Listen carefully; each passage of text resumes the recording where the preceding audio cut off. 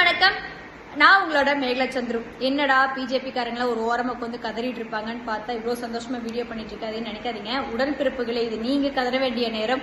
நேத்துல இருந்து ஏகப்பட்ட மீம்ஸ் போட்டு கிண்டலும் கேலியும் எங்களை பண்ணியாச்சு. போதும், நிறுத்திக்கோங்க. நிறுத்திட்டு போய் ஓட்டு வங்கியோட சதவீதங்களை போய் பாருங்க. நாங்க முன்னாடி போயிருக்கோம். உங்களோட ஓட்டு வங்கி சரிஞ்சிருக்கு அப்படிங்கறத வந்து கொஞ்சம் பாருங்க. பார்த்து 26க்கு வேலை செய்ய ஆரம்பிச்சிருங்க. எங்களை கிண்டல் பண்ணதெல்லாம் போதும். நாங்கெல்லாம் கதறல, இது உங்களோட டர்ன் கதறதுக்கு. இன்னும் குறிப்பிட்ட எல்லாம் சொல்லணும்னா, கோவை பாராளுமன்றத்தை எடுத்துட்டோம்னா 4,50,000 ஓட்டு வந்து அண்ணாமலை என்ன வாங்கியிருக்காரு. அந்த 4,50,000 ஓட்டுக்கு வந்து ₹1 காசு கொடுக்கல, எந்த இலவச பொருளும் கொடுக்கல, சிக்கன் பிரியாணி கொடுக்கல, குவார்டர் கொடுக்கல. அண்ணாமலை அப்படிங்கிற பேருக்காகவும் அண்ணாமலை அப்படிங்கிற நபருக்காக ஆயிரக்கணக்கான தொண்டர்கள் போட்ட உழைப்புக்கும் கிடைத்த ஓட்டு தான் அந்த 4,5 லட்சம் ஓட்டு. அதுலயும் இன்னும் குறிப்பிட்டு சொல்லணும்னா, சூலூர் சட்டமன்றத்துல சாமலாபுரம் பேரூராட்சியில வந்து ஏன் கூட நான் கண் கூட பார்த்த அத்தனை கட்சி காரியகர்த்தாக்களும் அவ்வளவு வேலை செஞ்சாங்க. கிட்டத்தட்ட 8 பூத்துல வந்து 4 பூத் வந்து டிஎம்கே விட பிஜேபி அதிகமா வாங்கியிருக்காங்க. அதாவது ஈக்குவல் டு தட். மொத்தமா ஓவராலா பர்சன்டேஜ்ல பார்க்கும்போது 3% 3.5% தான் வந்து டிஎம்கே அதிகமா வாங்கியிருந்தாங்க. என்னோட பூத் வலிமையான பூத்துன்னு சொல்ற மாதிரி என்னோட பூத்துல பிஜேபி தாங்க லீடிங்கு. மொத்தமா 927 ஓட்டு போலா இருந்துச்சு. அந்த போல் ஆனதுல வந்து 358 ஓட்டு வந்து பிஜேபிக்கு விழுந்திருக்கு.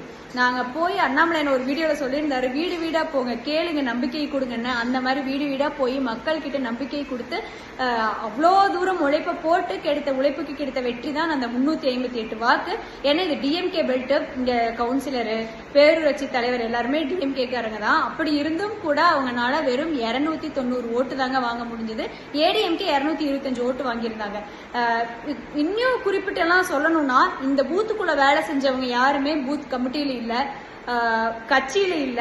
அண்ணாமலை அப்படிங்கிற நபருக்காக, அண்ணாமலை ஜெயிக்கணும் அப்படிங்கிற ஒரு விஷயத்துக்காக மட்டும்தான் அவ்வளவு உழைப்பு போட்டாங்க. அந்த மாதிரி கட்சி காரியகர்த்தாக்கள், அண்ணாமலை அண்ணாவோட நலன் விரும்பிகள் எல்லாரும் சேர்ந்து போட்ட உழைப்புக்கு கிடைத்த வெற்றி தான் என்னோட பூத் வலிமையான பூத்துன்னு சொல்றதுக்காக லீடிங்ல வந்திருக்கோம்.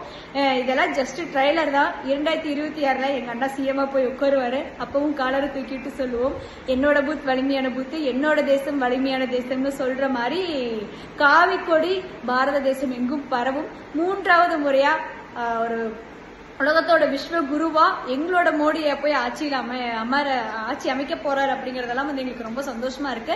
நாங்க எல்லாரும் 26 எலெக்ஷனுக்கு வேலை செய்ய ஆரம்பிச்சிட்டோம். உடன்பிறப்புகளே, கிண்டல் பண்றதெல்லாம் நிறுத்திக்கோங்க. போய் 2026க்கு வேலை செய்ய பாருங்க. ஏன்னா இப்பவே நாங்க ஜெயிச்ச மாதிரி தான் இருக்கோம். 2026ல தான் தட்டி தூக்கிடுவோங்களெல்லாம். நன்றி, வணக்கம். நாங்க எல்லாரும் 26 எலெக்ஷனுக்கு வேலை செய்ய ஆரம்பிச்சிட்டோம். உடன்பிறப்புகளே, கிண்டல் பண்றதெல்லாம் நிறுத்திக்கோங்க. போய் 2026க்கு வேலை செய்ய பாருங்க. ஏன்னா இப்பவே நாங்க ஜெயிச்ச மாதிரி தான் இருக்கோம். 2026ல தான் தட்டி தூக்கிடுவோங்களெல்லாம். நன்றி, வணக்கம்.